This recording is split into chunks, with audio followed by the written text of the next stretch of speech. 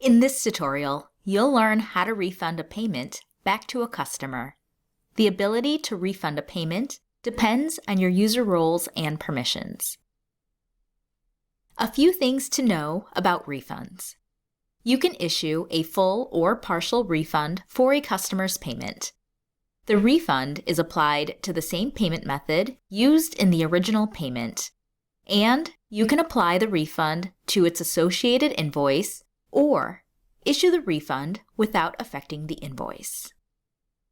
To refund a payment, open the customer's account and click Payments. Select the payment that needs the refund.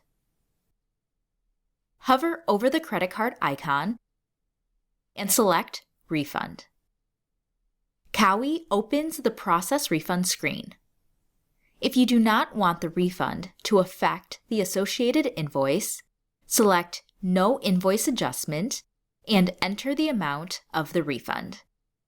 As a default, Kaui automatically fills the amount field based on the invoice balance, but this can be changed for partial refunds.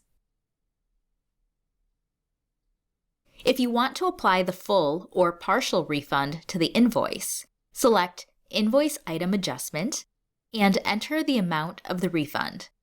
Then select the checkbox for the item on the invoice.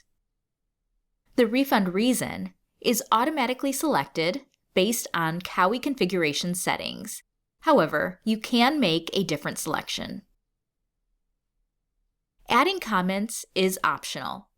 If you add comments, the text you enter here displays on the timeline page after the payment is complete.